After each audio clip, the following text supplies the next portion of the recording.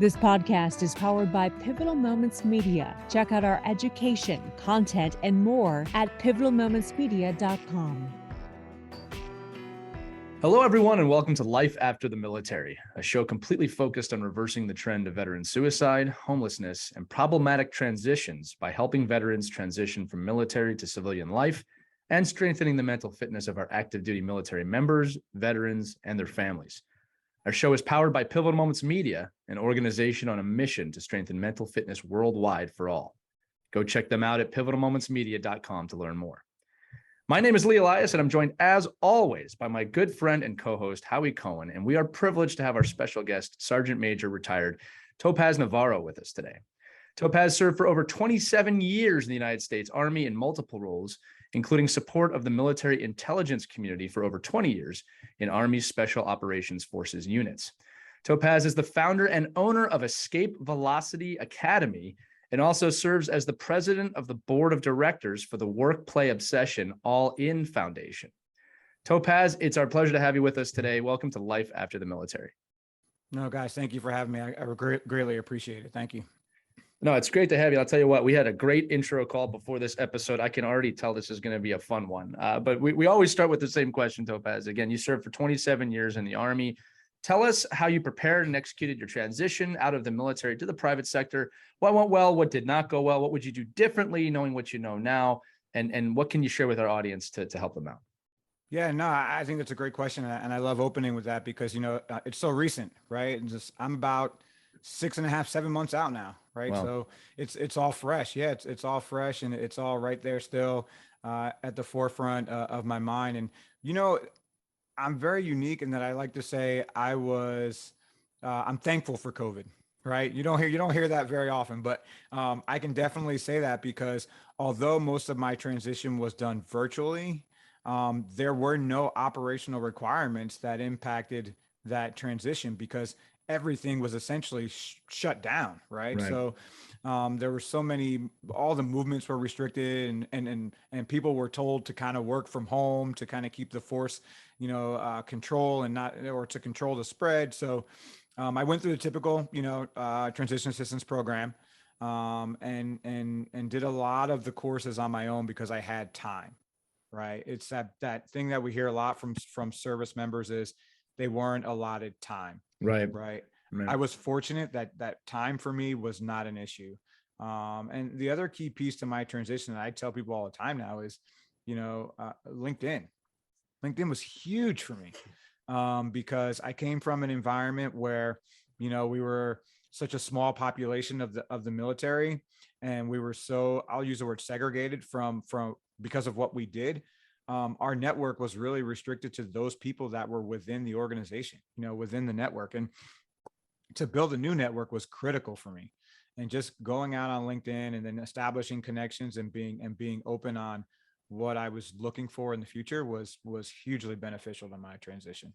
Hey, Topaz, can you explain to the audience how you use LinkedIn to in your transition? Maybe give some pointers or what worked for you. Maybe I'll assume, knowing what I know about the organization you came from, I know that you probably did not have much, if any at all, of a social media presence. And even though I don't consider LinkedIn a social media platform, it's a networking platform. But so it tells me you probably had to do a lot of grunt work to get to the point where it was effective. Maybe you can talk to our audience about what you did and what you learned and how you became more comfortable with it and what benefit you got from it. No, you're exactly right, Howie. Funny you mentioned that when I first went on to LinkedIn, there was an account there that I didn't even create. There was an account there created. I don't even know when. So I had to start with something else. And really that was just starting with a different website. So it wasn't, or a different email address. It wasn't too big of a deal, but you're right. I had essentially zero contacts, right? And zero people to begin to connect with. So really what I had to lean on is what were really my interests beyond the military, right? What did I like to do outside of that small network that we had? And that's where I began to establish my connections. I would follow some of those pages, right? When we look at mental fitness, and Lee, I know you know this inside and out, right? We begin with curiosity, right? And curiosity is how I started my LinkedIn. What am I curious about and what do I want to pursue later? I started to follow those pages, right? And then I began to insert myself into the dialogue in those pages. And just by doing that, I created connections. Right. And then you follow up on those connections. And now you guys know the way LinkedIn works, and now you're sharing stuff and posting stuff, and you just continue to bring more people in. And that was huge for me, right? So it was being able to be vulnerable, right? By stepping out into a community I wasn't very familiar with. And then having the curiosity, right? So those two things I think were huge for me. And that's what I encourage people to say. Well, one, you have to get over fear, right? The fear of being new. Everything in life is crawl, walk, run, right? You're not going to be the best civilian, whatever, when you get out on day one. So kind of accept that and be willing to put yourself out there a little bit. And the biggest piece, sorry to go back a second, for our population in particular, Howie, is understanding that you don't have to talk about everything you did in order to have a personality, right? To be someone, to be productive, to be value added to a conversation. You don't have to talk about those things. And that is part of the fear for our population specifically, is they're like, well, I don't want to talk about anything. It's like, you have to get over that first hurdle, Yeah. One of the things I'll bring up just real quick is I'm always kind of amazed, Howie, with all our guests, how much the transition out of the military has echoes of transition out of college. And what I mean by that is it's the same kind of thing of, well, you gotta try some things, you gotta look around and figure out what you want. And it's going to be very different than whatever it is that you're doing. Obviously, the service members have potentially decades of work experience under their belt. That's something you have one up on college students, probably a little bit more of a realistic view of the world. But it is the same thing, is the sense of not necessarily the lead, right? Because you do have, if you're junior enlisted or junior officer, right, who gets out before they retire, I think you're spot on. I think it's very similar to a college transition. It might only be 4, 5, 6 years, right? Right. And I want to revisit the word that you brought up, Topaz, which is curiosity. Look, we all have hobbies. We all have things outside of that. And this is what I'll say. And Howie, actually, I'm going to lean on you for this a little bit too. If you have things that you love to do outside of your service, I think Topaz is right. Start to explore those. There's probably work in those sectors. And I'm sure that people would love to have a veteran, believe it or not. I know there's a little bit of a stigma around that. If you don't, let's say the military really was your identity, which we'll talk about. All right. I found that most people that fall into that, and again, Howie, this is where I'm going to lean on you, find a lot of peace in not just contract jobs, but helping other veterans and helping other military, finding organizations where they can be involved with veterans and help veterans. That might be the pathway you want to go. But I think it all comes back to what Topaz says. You got to be a little curious. You can't be shut off, right? It's okay to explore something, hate it, and not do it. Again, when I talk to college kids, I always say, if you don't like your major, change it. Don't stay there. You don't want to be doing this for 45 years if you hate it. So I think permission to be patient and a little exploratory type mindset of trying things. And Howie, as you've said 100 times on the show, there are programs in place that will allow you to do that, to try different things and to explore different avenues to kind of just see where you want to head. Yeah. And first of all, I love the fact that, Topaz shared some of his experiences, how he grew more comfortable with LinkedIn. I had a very similar experience when I first started to get on LinkedIn, is that I was way out of my comfort zone. And what very similar to Topaz, what I ended up doing was I would just spend time reading other people's posts. And if something interested me, something attracted me, I might simply like it or some other kind of reaction to it, right? If it really interested me, if it really inspired me, I might comment on it, right? But I wasn't posting anything. Mm-hmm. I was mainly consuming other people's content, and when it was applicable or interested me, I would react to it and comment on it. And then I got to the point where said, I think I have something to say here. And so I kind of put my toe in the water and started creating a post, right? And I got a little bit, after I did that a few times, I got a little bit more comfortable with it and a little bit more comfortable with it. But I think Topaz, you mentioned something. It's just be authentic about it, right? Right. Be yourself and be curious. And we all have something of value to share, and it's an opportunity to share that value. And I think what I love the most, whether I'm posting or commenting, is when a dialogue starts or multiple comments threads start, because that's what this is all about, is how can you network with others, how can you learn from others, and maybe how others can learn from you. And that's one of the greatest values I see out of the use of LinkedIn. And look, the other thing you said that I absolutely loved was, and Leith just said it, about being curious. Look, I think that one of the hardest questions for a veteran, of whether it's 4 years or 34 years, to answer is, what do I want to do? Yeah. And I think we all are challenged with answering that question. So explore, be curious. And LinkedIn is a phenomenal platform that allows you to do that at scale. That's the key. You can have multiple individual conversations, and I certainly encourage that, because there's tremendous value in that. But you can actually be curious, and you can have conversations at scale and network at scale with LinkedIn. And that's where I think the real power comes in. No, you hit on a great thing there, Howie. I had a couple of things I was kind of jotting down, but to talk about Escape Velocity Academy, right? So I coined myself a mental fitness coach / a flow coach, and we can talk about flow and the Flow Research Collective, and I do want to hit that for a second, but that's what I set out to do with Escape Velocity Academy, is to say, hey, we're specifically focused on military veterans, from 3 months after you leave the service to moving beyond forward in life, right? Because there are plenty of programs that are designed for service members during that transition or separation. But what happens after you land that first job that you thought was going to be the one, that turns out not to be the one, or maybe you didn't land that job, or et cetera, all the things that veterans experience. This is why Escape Velocity was started. And I like to tell people, Escape Velocity is fueled within, right? It's inspiration, inspiring yourself and inspiring others, intrinsic motivation, going back to your point, Lee, about service to others, and I'll get into that, intelligence and lifelong learning, and interpersonal relationships, right? So we have to continue to build these relationships afterwards, whether it's with fellow veterans or with people that have never served.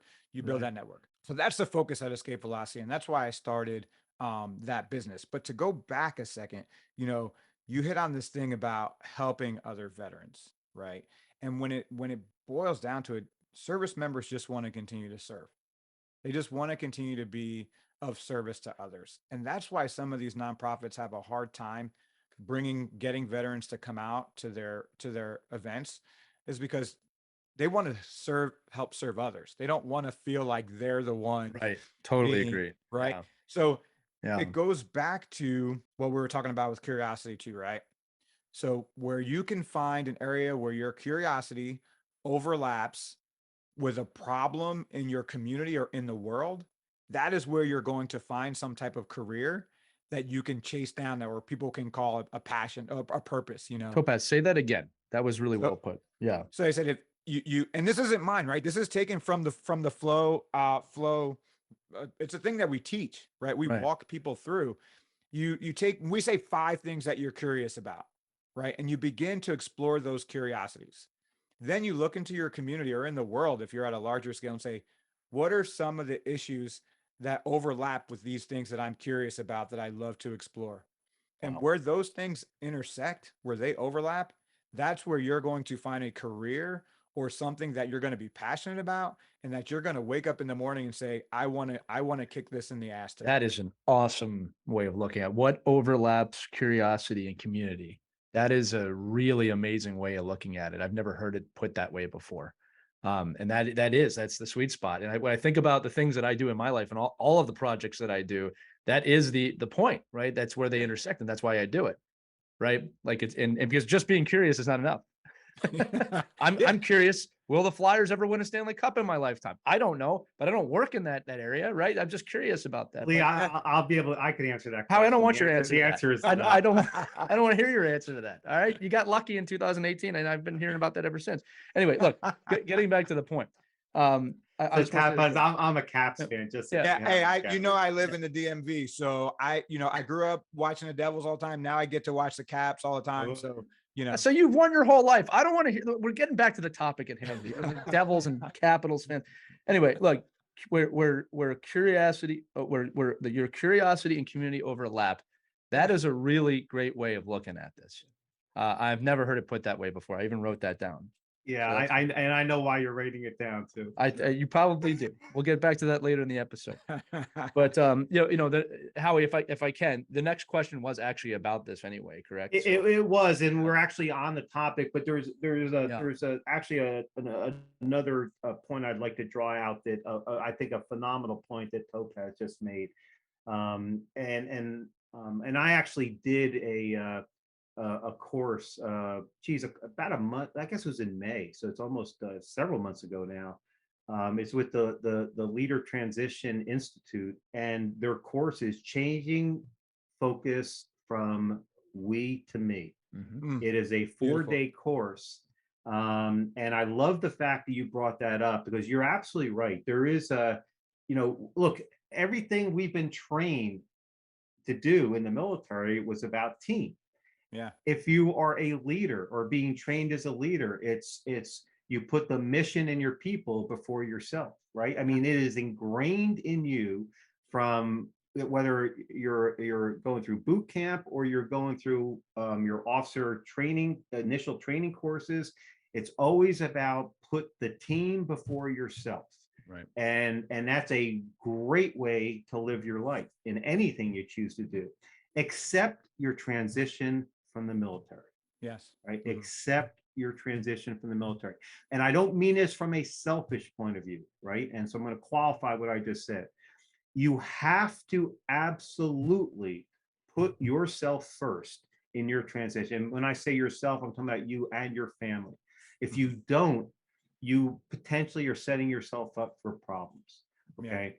Because in the military, you're given virtually everything you need, resources, uniforms, training, equipment, budget, whatever it is, Housing. people, right? Yeah.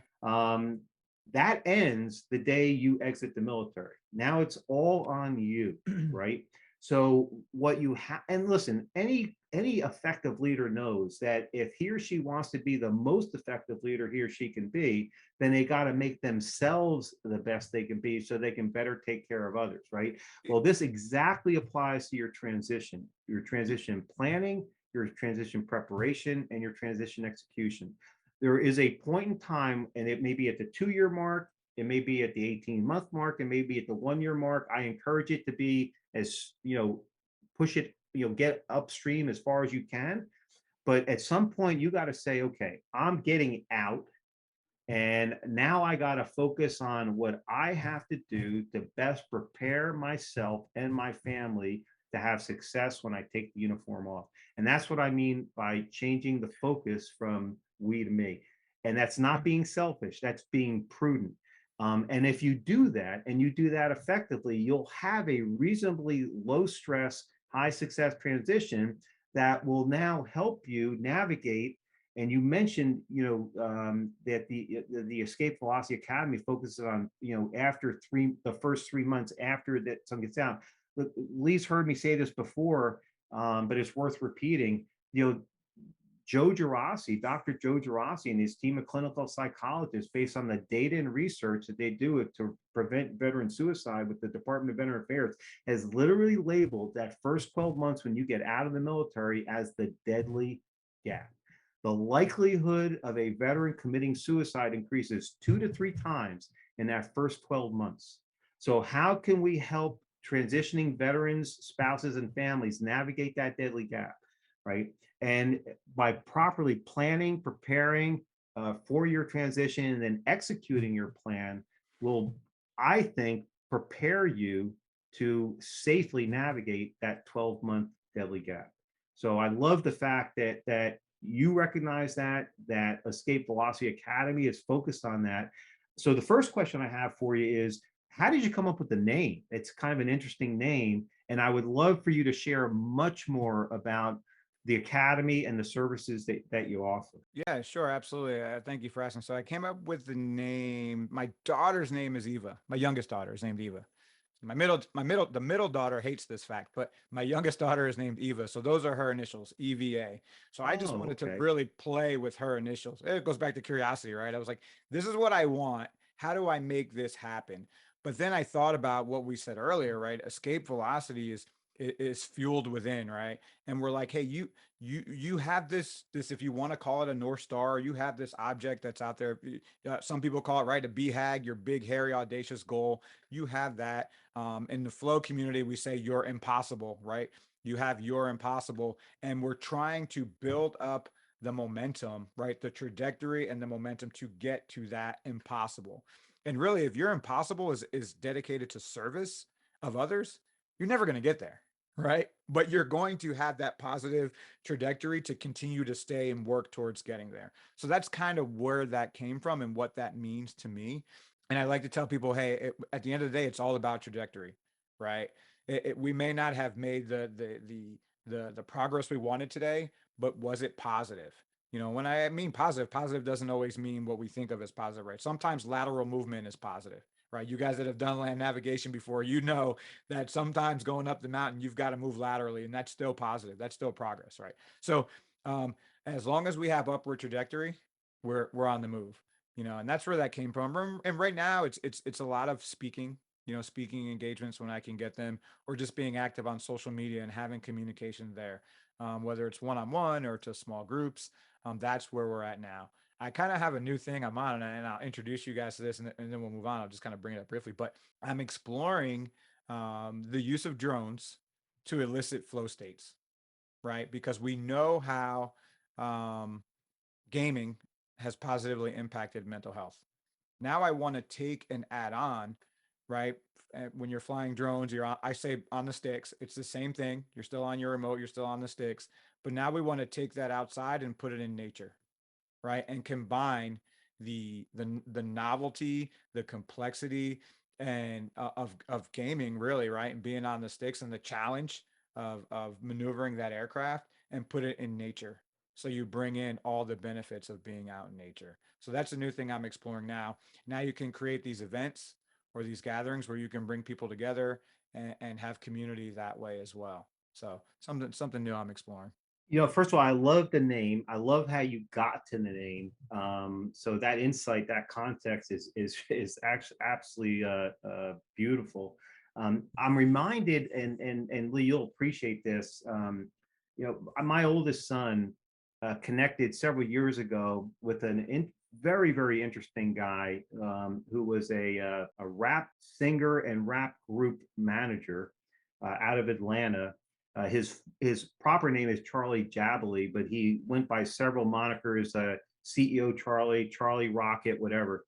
Absolutely fascinating guy. But one of the things that Drew brought from that relationship, because Drew actually worked very closely with him to manage his social media and marketing account, was this concept of, and he actually named his first company, or his recent company, Miles 62. What Charlie taught him was it takes approximately 62 days to develop a habit, a good habit, right? And that if you think about it, and he used to use the analogy that when a rocket ship takes off, it has to expend so much energy, but it hits about the mile 62 from the Earth's surface. It then breaks through the pull of gravity, and it now, that momentum that it's built up carries it on to whatever its destination is, which is why he named his company Mile 62. And when I think about Escape Velocity Academy, it kind of reminded me that, you know, you're actually helping a veteran's family, build the momentum to escape the pull of gravity of whatever might be holding them back in their transition Yes. process. And if they can bust through the atmosphere to get to that 60-second mile or whatever it is, boom, you're on your way, you know? Yep. So it's a fascinating name and concept, and I applaud you for what you're doing, man. It's really cool. No, thank you. I appreciate it. Thank you. No, I was gonna say I love that analogy because it's true. Like, there's a threshold on a lot of situations in life that, it might be one step away. Sometimes you don't realize it, but like again, the vastness of space, you're there, you're on your way. You said that Yeah. perfectly, Howie. And I think that deadly gap really is that 62 miles, if we're using metaphors, right? You just have to get through it. And again, I heard a great quote one time: spaceships don't have rear view mirrors. Mhm. There's a reason for that, right? You got to keep moving forward. And I think this is an appropriate time to say this, you're not alone on this journey. If you look around, there's actually lots of rocket ships going up at the same time, right? You're not by yourself into the abyss. But you got to look around, and you got to look for that network. You talked about earlier, LinkedIn is a phenomenal place. It's a phenomenal resource that wasn't there. Howie, when you left, it was barely there, right? Yeah, I mean, it was 3 years old, and I didn't even know it Right. existed, to be So honest with you. you got to use the resources that are out there. And again, I think that's where this conversation is going, which is fantastic. So Topaz, first of all, anything else? I mean, anything else you want to share about Escape Velocity Academy? I'd love to give you the mic to, if there's anything, other points or anything else you want to spotlight. No, I mean, a lot of it too was driven by, I don't know if you guys have heard of The Second Mountain, great book by David Brooks. Absolutely, it's one of my Absolutely. favorites. So Absolutely. In fact, I just exposed Lee and his dad to that book And one about of a my month or favorite so ago. books. my dad Yeah. sent it to me because of you, Howie. He bought it and sent it to my house. So that's, Awesome. yeah. Awesome. We're on And that that's where now. a lot of this comes from too. The logo actually for Escape Velocity, which I haven't pushed it out much, but I will be soon. It's actually two mountains, with how you'd appreciate it when you see it. There's a little bit of some coloring in there that you'll recognize when you see it, but it's two mountains, and it's and the letters EVA are kind of in the mountains. Oh, very But cool. what's interesting about it is I try to tell people, you know, the military does a good job of providing you or fulfilling resume virtues, right? You can get promotions, you can get paid well, you start to build your family and you build your, these career things. Like it's great for building resume virtues, right? But then you transition out and you descend off of that first mountain peak into what we call the valley of despair, right? Now you're in this valley and you don't really have the azimuth, but you can kind of see that second mountain. You can kind of see it. But that second mountain is now eulogy virtues. It's no longer what am I doing for recognition of pay and all these other accolades. It's eulogy virtues. What am I leaving behind? That's that second mountain. And how do I want to be remembered when I'm gone? That legacy, right? Legacy is greater than currency. That's what we try to nail home. So now we're moving up that second mountain, and that second mountain is where we're trying to build, right? That velocity to get up that second mountain. So that's where I pull from that book a lot of times. And I tell people, I say, hey, I'm not an expert at anything, right? Going back to Lee, what you said earlier about stories, I was going to mention this, right? I say this a lot is your story is someone else's victory, right? And that's why we need to share, right? Your Right. message, my message, right? My mess is my message, right? We've heard that before. My test is my testimony. We've heard all these things. Ed Milet uses this all the time, right? And that's what we need to share. And that's what we're doing. I say, hey, I like to call myself, in fact, I was a linguist in the military, right? And if you ask people, they'll say, oh, he's a translator. I like to consider myself a translator because I'm not a doctor. I'm not a clinician. I'm not, I don't have any of those letters behind my name. Um, I am a consumer, right? I say a consumer of mental health services. So I am on that side too. So I consider myself a translator. I can take what's from the top guys and translate that to the consumers, or I like to take the issues and concerns of the consumers and push those up to the people that are with the long letters that don't really understand what's going on down at the consumer level. So that's where I see myself. I like to be in the pocket, in the middle, a multiplier, right? So that's what I'm focused on at Escape Velocity is taking people that reside in the middle, right? And creating a community of multipliers. and using that, as you said, right, as a group to help uplift each other up that mountain, up through the vastness of space, right? That's what it's all about. Well, now escape velocity makes sense. Go ahead, Howie. Well, I mean, so I mean, you're speaking to something that I'm extremely passionate about, right? I noticed in my military career, because I lived just exactly you described, right? There was an early part of my career where I was just trying to figure things out, right? Um, what what was my role in the military? What am I supposed to do? How do I become the best I can be? How do I help the unit? But my focus was on me, right? Mm-hmm. I mean, I was focused on the unit, but it still was like I was not comfortable yet in my identity as a leader and as an officer in the Army. So I had to kind of figure things out.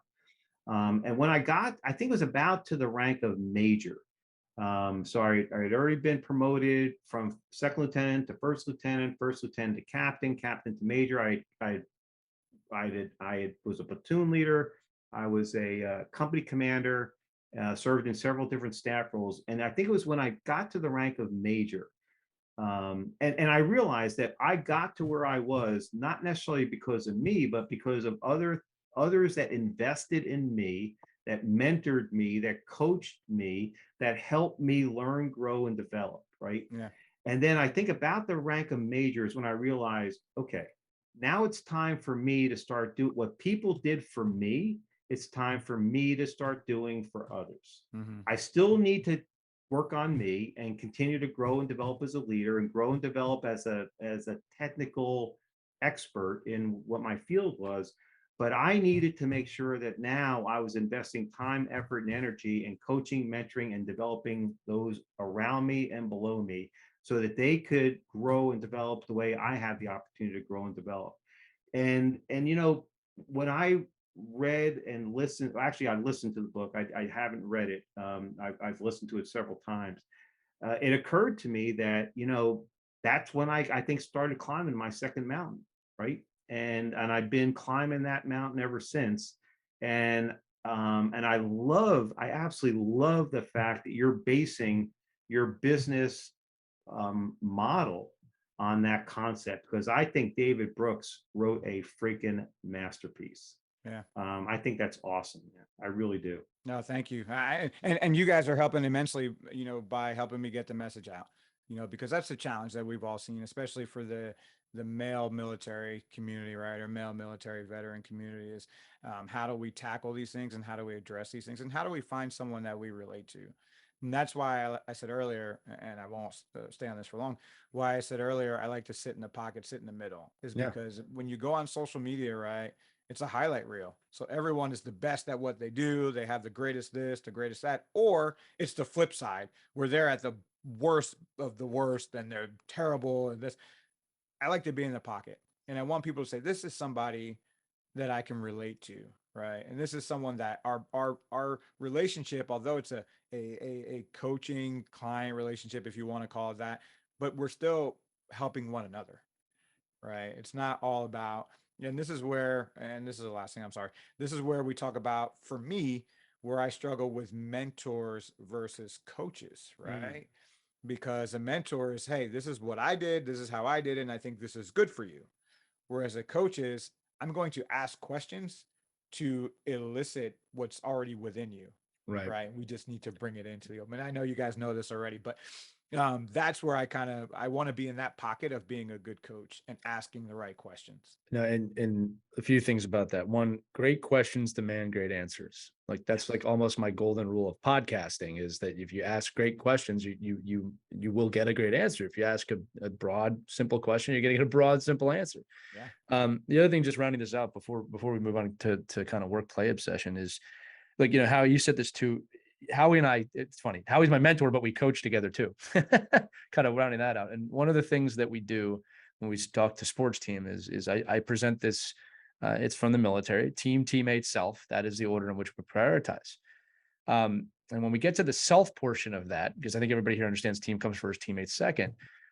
There's always a lot of quizzical looks. Well, what does that mean? I said, well, number one, it doesn't mean selfish, right? In that sense. But here's the thing. It means you've got to take care of yourself in order to take care of your teammates, in order to take care of the team, right? So Howie, when you're talking about transition or any point in your career where you have to do that, the statement does not work without self. It's not teammates, and that's it. That does not work. That's not the reality. So if your self is not there, and again, sports, we talk about effort, we talk about mindset and making sure that you're at the optimal place for your teammates, for your team. In transition, it's the same thing. Now, here's the other thing you got to think about. If you're in, and this is my opinion, you guys feel free to comment on this. As Howie said, when you leave the military, it goes from we to me. But here's the thing, your team and your teammates are your family at that point. Yes. Right. So it's just transitioning from the job or the calling or whatever you want to call it to your family is now your team. All right. And your individual family members are your teammates, and then yourself. And if you do not take care of yourself, you will fail your teammates and your team. And we cannot do that. Right. And again, with that said, we're talking to one of them. There are places you can go to assist you with that. You do not have to do that by yourself. In fact, it's crazy to do it by yourself. It's nearly impossible. Right. And it's painful. Keeping in mind too, that your teammates and your team, your family are going through this transition with you also. Right. So I just wanted to say that it doesn't work in any way without teammate, self, but all three must be present. It's not possible to do it without all three.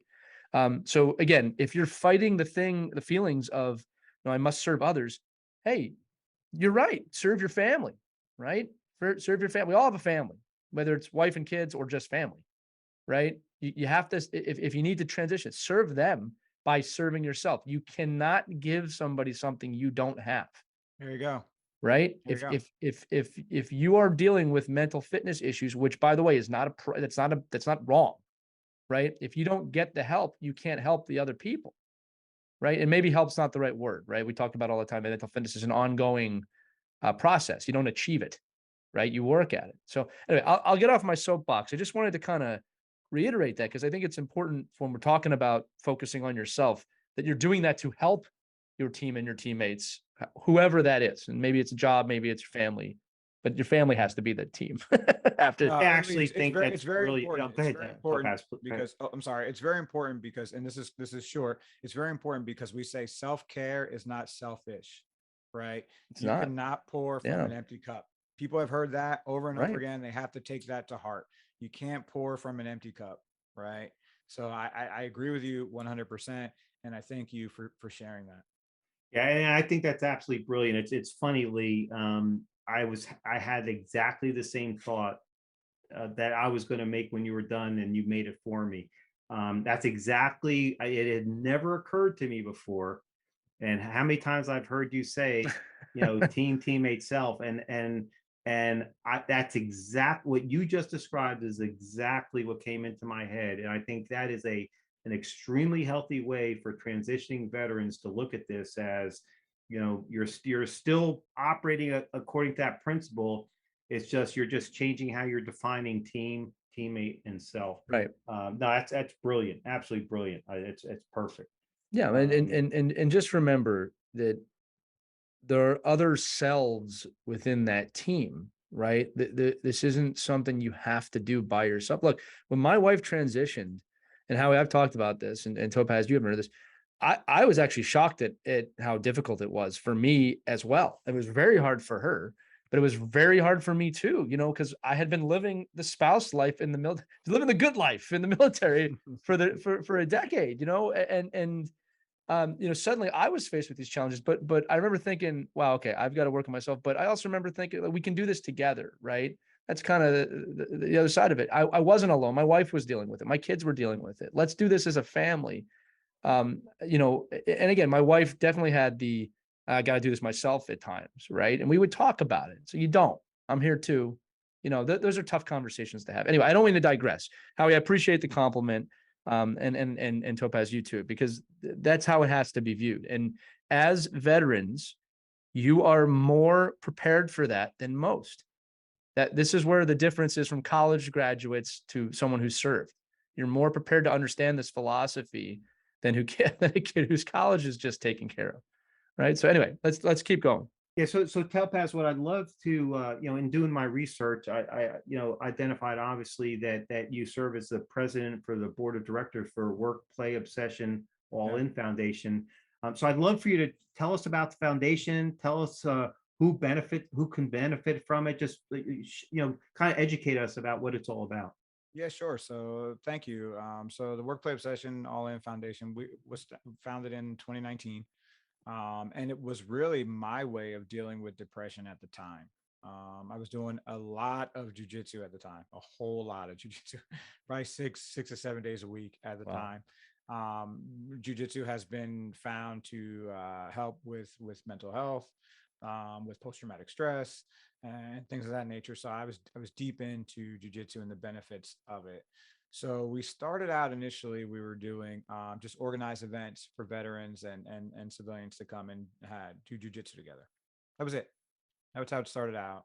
And then we kind of evolved into what we were before COVID. Is what we would do is this was a cool events that we would have where jujitsu would be like an open mat event, so anyone could come out and train jujitsu. And then we created an art studio so that people could create artwork inspired by the jujitsu that was taking place in front of them. So you think struggle, you think challenges, you think hardship.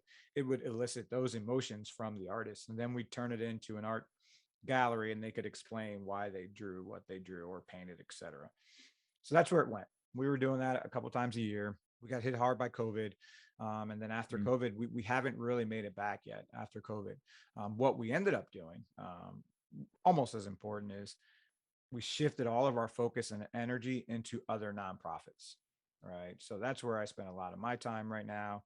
And our intent when we get, the nonprofit up and running again is to be that multiplier or that nonprofit that's in the middle that Wow. says, hey, here are all these resources and here's how you can use them. We want to be a connector because there are, I don't know, someone said like 40,000 is the last number I heard of military Yeah, facing it's upwards of nonprofits. about 46,000. Yep. Yeah. So, and so our intent is, hey, let's connect people to these nonprofits that are actually um, being a value added to the veteran and military family community.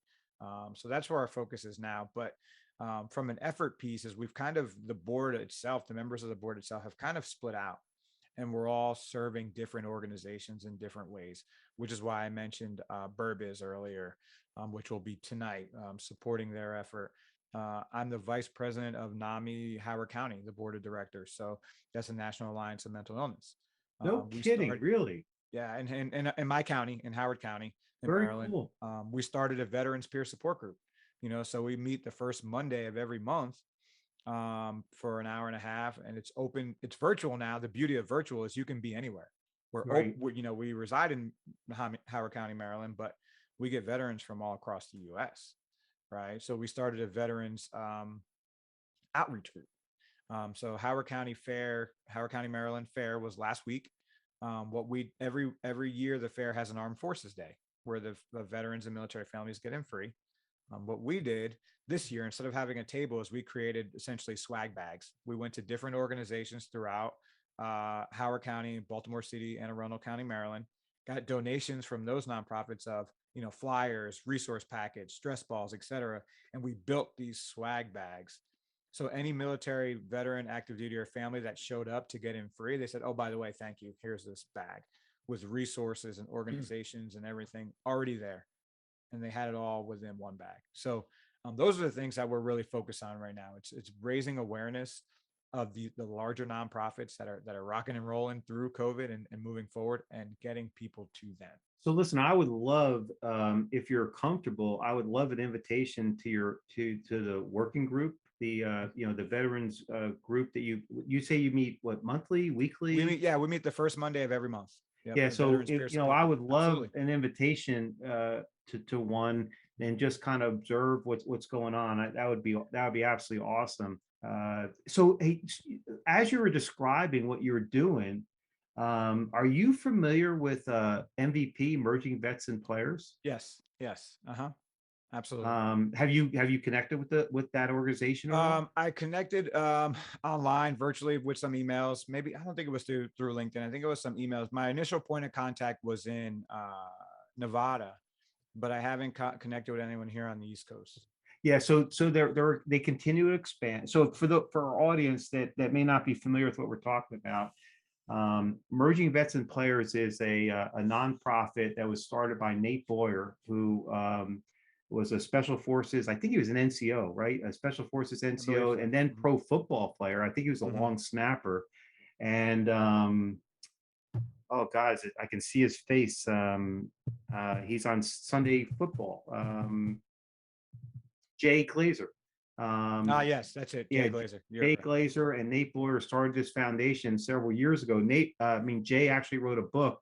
If I remember correctly, I think the name of the book's called Unbreakable, where Jay Glazer is I think just a really interesting personality. I have so much respect for him. Here's a guy who's achieved a really significant level of popularity and success in the broadcasting world, but to this day suffers from severe depressive tendencies and is very open and transparent about it. And look, you talk about overcoming adversity. This man, his life has been nothing but overcoming adversity. And he fights so if though any of you see him on TV, he's just a really engaging personality, has a long history in mixed martial arts, and is like he's like the horse whisperer in football. I mean, everybody who he finds out all what's going on in locker rooms because people trust him. Right. He's built such an incredible level across the player community, the coaching community of the National Football League. But Jay and Nate started this foundation where they bring athletes. It could be professional athletes, could be any athlete, but athletes and veterans together. They'll do an MMA or some kind of a mixed martial art or martial art workout, and then they'll literally just gather around the mat and they'll talk. And this could take the whole thing could take about an hour and a half. They have not offices, but gyms popping up throughout the country. But what you're describing sounded so much to me like what Jay Glazer and Nate Boyer have started. So I just don't want you to, if you can leverage that might be an interesting opportunity for you. One of my goals is to meet with, we actually have met with Nate Boyer. I haven't, but folks in Pivotal Moments Media have. And my goal is to meet Nate and Jay myself and establish a personal and professional relationship with them. But hey, bottom line is the concept is magnificent. I love the concept, and whatever it morphs to, good for you. And the most important thing is that you are continuing to serve our veteran and spouse and veteran family community. And I really applaud you for that, man. In whatever form or fashion and shape it takes, it doesn't matter. It's the fact that you're working so intently to give back. No, thank you. And Topaz, I'll add this on before we move on. We always try and reiterate the common themes on this show that we hear.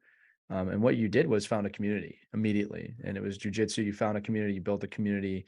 And just for the listening audience, that finding a community is insanely important after transition. My community would be hockey, right? I'm a hockey player, a hockey coach. I find a lot of comfort in that. We all have something, right? Some of them have more people in them than others, but we all have something, right? I've yet to meet a military member who didn't have an interest outside of the military, right? It could be a sports teams, it could be religion, it could be anything, but finding that community where you can speak with other people and enjoy other people. And you said you were obsessive about it in the beginning, but it's probably a great coping mechanism, right? With dealing with depression, which is a very serious matter. Right. Yeah. But I know you're probably thankful for that community. The other thing too, and I would love to hear your comments on that. It's just something to formulate in my head. You know, it's funny. We talk a lot about when people transition out, how the military doesn't just drop you, but there's a clear cutoff, right? It actually does, Lee. I'll be very fucking blunt about it. It actually does fucking drop you. All right. Well, there you go. Listen, you said it. It does. But here's the thing that I'm also realizing. There is a military of veterans out there wanting to help other veterans. And again, I think all of us are on this mission to kind of find those connecting points, right? But, you know, there are literally hundreds of thousands of veterans that are looking to help other veterans. And we're talking to one. Everybody we talk to on the show seems to be interested in that. So just know when you're leaving the military, there's another military out there of people that have served. You need to find that group. And here's the thing, they're looking for you. They're actively looking for you. Mhm. And we have not done a good enough job yet as a society to give a bridge that's just very easy to walk across to them, right? But they're out there. They're looking for you. Howie says in every episode, you have to own your transition. So there is a little bit of work on your part to have to A explore, lot of work. right? Yeah, too much, right? In my opinion. All right. But they're there. So if you're listening to this and you're about to transition, you have transition, you're looking for this, they're out there. They want to talk to you. Right. And we're talking about a lot of different ways to do this where you can understand the teammate self thing and transitioning, finding the community. The community is out there. You're not alone. Like I promise. Like if there's anything we've discovered on this series, it's you're not alone. It's uplifting. That's exactly what the ETS sponsorship program is designed Right. to do. You're It's right. to build that bridge. And it could be when you exit, it actually is designed to, and what we want to do is get as far upstream as possible, is Right. start building the bridge 2 years before you get out, 3 years before you get out, right? Yeah. So that that bridge is well built and constructed and stable so that you and your family can walk across it, navigate that deadly gap that the bridge is taking you across, and Right. get safely to the other side. That's exactly what that program is designed to do. And then the other thing to kind of build on what you said, Topaz has actually hit both the things, right? We Right. talk about finding your, you lose your sense of purpose when you take the uniform off. So he found his sense of purpose and he found his community, right? Right. And those are two absolutely critical things that if you're listening and you're thinking about or preparing to get out, this is going to be a challenge for you. I'm telling you right now, when you're in uniform, you have a sense of purpose, you have a sense of community, you belong to a tribe, you have a mission, right? When you take the uniform off, before you take the uniform off, I beg you, find another thing to replace that sense of purpose that will Right. give you personal fulfillment, satisfaction, meaning, whatever it may be. Replace that lost sense of purpose with something else, and replace that loss of community with another community. And if you do those two things, whatever you choose to do, I will tell you that you're probably at least halfway across that bridge safely, right? Yeah. It's the men and women who fail to replace that sense of purpose, who fail to replace that sense of community, that starts them on that downward spiral. And then you add to that, if you did not properly plan, prepare, and you're ready to execute your transition, you're adding a significant stressor to your life. If you're, and that's going to create financial stress, right? Because unfortunately, most men and women in the military have not done a good job of saving and preparing for life after the military by putting money aside, whether it's investing, however you want to do that. I'm not being critical. It's just, it is what it is. They're living month to month, paycheck to paycheck, and they don't have the financial freedom to figure things out. So you have to plan and prepare prior to getting out. And if you do, you can reduce the stress. You can reduce the challenges you're going to go through. And if you don't, you start on a downward spiral, and then you have financial stress. And then if you are married and have children, now it leads to marital stress. And what unfortunately starts to happen, I see it over and over and over again. We start to self-medicate with drugs and alcohol, or both. And then the spiral deepens, the spiral quickens, and you see no way out. And then unfortunately, we choose to mask the pain in the worst way possible, and we make that decision to take our lives. And that's what we're trying to stop here, folks, right? And it starts with finding that new sense of purpose, that new sense of community, that new sense of meaning, right? And then taking the time to properly plan and prepare to execute your transition. No, that's great. And how you hit on something, and Lee, you hit on something too. Two things I wanted to comment on. One, I don't work for LinkedIn, right? And I hate that I have to continue to go back to the same resource over and over again. But I have found it to be the most from a professional perspective and the most productive at making connections. I highly encourage people to go there and build that out. Don't want to harp on that for too long because, like I said, I don't work for them. I want to go back to, we continue to, we talked about the importance of curiosity and we talked about the lost sense of purpose, but I want to dial that in a little bit better, right? Because people hear that all the time: purpose, purpose, purpose, purpose, purpose. And they say, well, what does that mean? Well, first of all, personality doesn't scale. So I can't say what it's going to mean for everyone, but That's I can super give fair. you an overview, right? There's this thing called authentic happiness, right? And I'm sure you guys are familiar with this. And there's a triangle that's related to authentic happiness. And this triangle is autonomy, relatedness, and competence. That is the authentic happiness triangle. When you can have fulfillment in those three areas, it's said that you will authentically be happy. Now, when we look at the military, right? Relatedness, it's there. You have a team, you have a company, a tribe, all the way up. You have that. Relatedness is there in spades. Competence, the Army will train you until you're blue in the face. So you can get extremely competent at your job. You can be rewarded for being competent at your job. You get recognition for being competent at your job. So it checks that block. Autonomy, not so much, but it's the military. So you just take that at what it is, right? There's a reason why there's not so much autonomy in the military. But now let's talk about the separation process and what happens, right? You separate from the service and what happens. Relatedness now is gone, right? You lose your team, you lose your tribe. The train's still rolling for them. Relatedness is gone. Competence, where are you going to work now? Maybe you find a job that fits perfectly with your skills, so competence can be there. But what do we get in spades when we leave the military?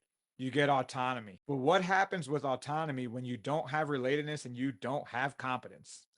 Then now you have a problem, because Right. now you have all this free time where you're just going to dwell in the valley of despair and think about, what am I doing wrong? Where are my friends? Where are the accolades I received for 20 plus years? And that's where the problem comes in. So if we circle back to sense of purpose, we have to look at that triangle and say, where's the curiosity? Where is it falling into one of these domains? Wow. Do I Yeah. dive into relatedness and build a new community to help with? That goes back to LinkedIn again, if you want to call it that, or teams and tribes and games and all those other things. Or is it competence? Is my job too easy for me? Is my job too hard for me? Am I doing the wrong job? Right. And that's where we say, okay, we know it's sense of purpose, but what are we looking at? Well, let's start with these three domains. Yeah. Maybe you took the wrong job and you have no autonomy, but that's a good place to start. That's a fantastic breakdown of that. In fact, we've never done that on the episode. And I know that Howie and I are going to call you back about that when we write about purpose, because you're absolutely right. We say the word a lot, but we assume falsely that people know what that means.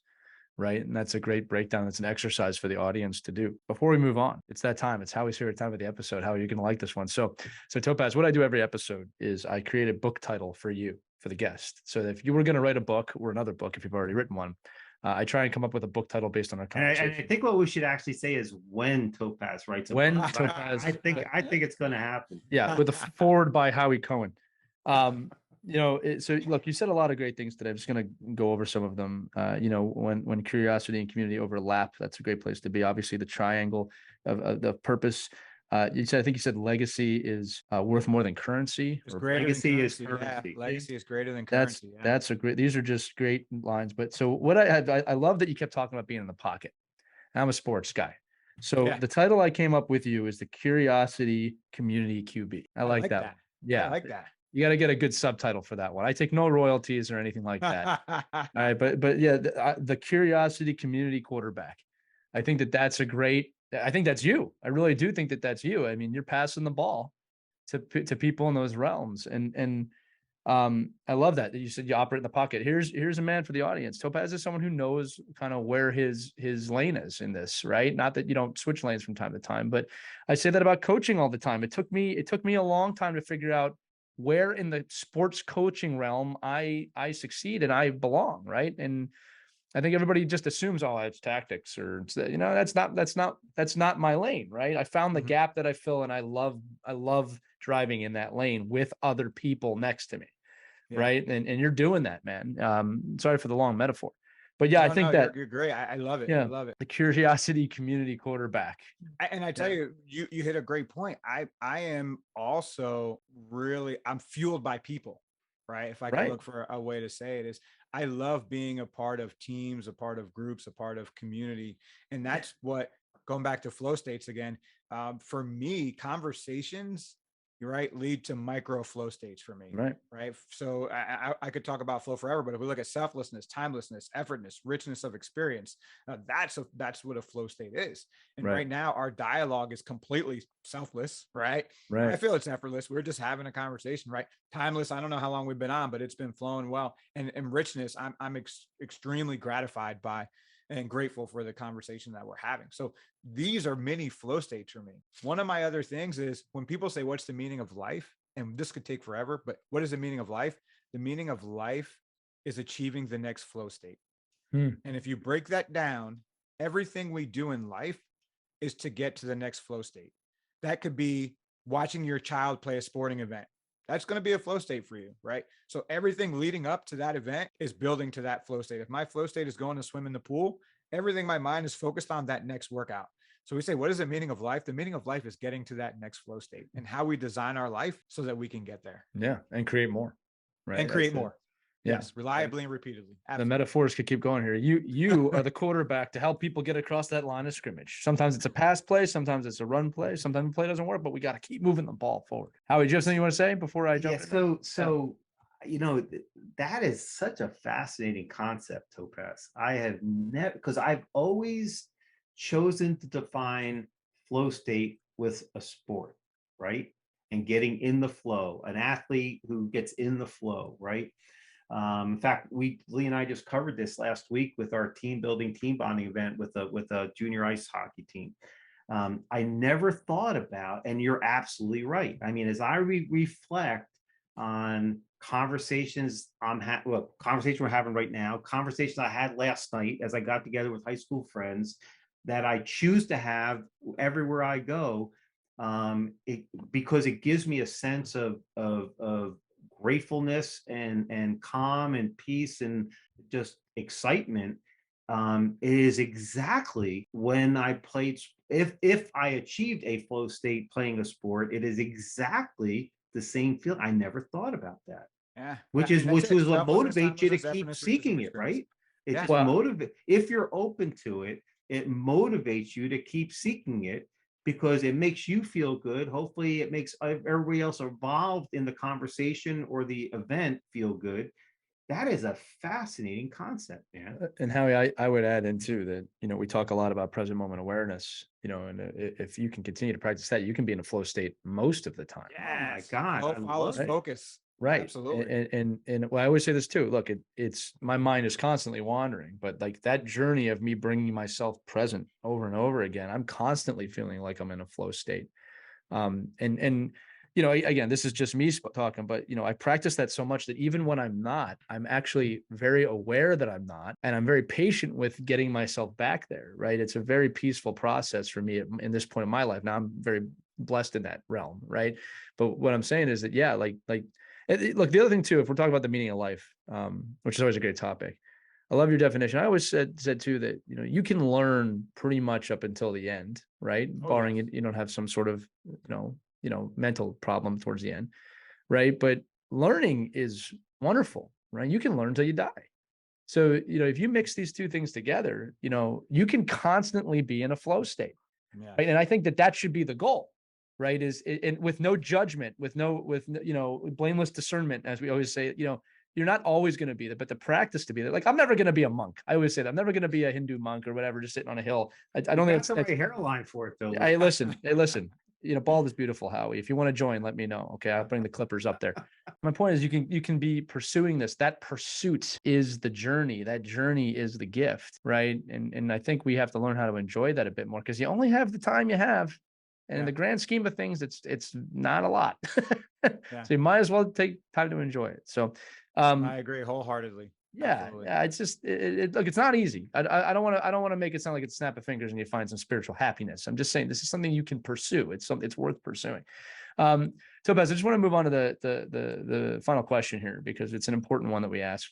Pivotal Moments Media, our parent company, we're all about mental fitness worldwide and spreading that message. And we just said it. Everyone struggles with mental fitness at times, and at varying degrees, myself, Howie included, right? But if you're comfortable sharing, how do you practice your own mental fitness? How do you help others struggling with it? Because that's definitely in your line of work. And just tell us some stories, or tell us how you approach mental fitness on a day-to-day basis. Yeah, sure. I think it's a great question, and it's a perfect one to end with, right? Because we talk about primacy and recency, right? Where people tend to remember the first person they meet, and they remember the last bit of information that they digested at the end, right? So this is great. How do I do it? I take my meds every day. Meds, mindfulness. Oh, I like this. Exercise, diet, meaning watching what we eat, and sleep. Run that through us one more time. Run that through one more time. So my meds has 2 S's, by the way. The last S is social interaction, but we'll get to that. So we'll start back at the top. Mindfulness, right? Incorporating some type of mindfulness moment throughout the day. Yeah. Exercise. So it doesn't have to necessarily mean a gym. It just means being physically active. You can go for a hike, you can go for a walk, etc. Right. Diet. So diet being the sense of what we consume, right? So we're not talking keto, we're not talking, Atkins, whatever. We're talking about being mindful of what we consume. That could be reading, that could be social media, mental, and could be food, right? So we say diet, then we say sleep, right? A good night's sleep begins the moment you wake up. And then social interaction. That's beautiful. Those are my meds. I take my meds every single day. All right, I'm changing the name of your book. No, that's really good. I like the way you lead with that. Absolutely brilliant. Yeah, you lead with that. You got my attention. I was like, wait, what? That's brilliant. Meds, mindfulness, exercise, diet. Again, what you consume. He said that's very important. That's with your mind and your body. Sleep and social interaction. Wow, that's brilliant. Yeah, so that's it, man. That's my key. Yeah. I try to focus on those things. It's brilliant. Every single day. So Topaz, listen, man, I don't know. You may not understand how much you just helped me right now, because my wife tells me every day to take my meds, right? And I keep telling her, but all the things I'm doing, I don't need that medication. I can actually be much more effective without it. But see, now I got something I can share with her and say, but I am taking my meds, man. Yeah, but think about it, Howie, right? Think about it. The more that you're around veterans, especially veterans that are, I'm 100% disabled, right? VA rating. But the more you're around veterans, what do you hear the most often? You hear, I got to take my meds. I got to take my meds. They got me on all these meds. I'm taking, like, you go travel with a couple of veterans and you got enough pill boxes in the room, No shit. It's crazy to fill up a whole cabinet, And so you hear it all the time, man. It's disgusting. Ugh. And that's when it goes into your head, is like, hey, yeah, take your meds every day, but not the way that you think about it. Right. It's a simple way to remember. Brilliant, dude. Like, Topaz, that is brilliant. Day, I can address one of these things at least, That may be the most brilliant answer to this question we've ever gotten. No offense to any of our guests. And we've had some great responses, right. But this definitely is up there with one of the top. Yeah. I'll say that right now. And we'll talk about more of that. That's something that needs to be put on a sheet of paper for people to see. Fantastic. Topaz, you've been phenomenal. This is a wonderful conversation. Again, I appreciate you coming on here and for the, taking our platform to spread your message, because the more of these we do, I think, Howie, you share this with me, the more we're finding out, the more we're learning, and like you said, taking your meds, the diet, right? We're consuming some really great stuff in this show. Yeah. So I want to thank you for being here. No, I thank you guys for having me. I love what you're doing. This goes back to what we were talking about with networking again, right? And building that network, because, Howie and I met through a third person. I don't know if we met through Olivia or if we did. Met through someone else. And I want you to tell the Queen, thank you. She can hear you. She's right next door now. She was downstairs. She's around the corner, but and that's how it all works, right? We met through a third person, through networking, through that one that we've talked about multiple times on the show, and that's what it's all about.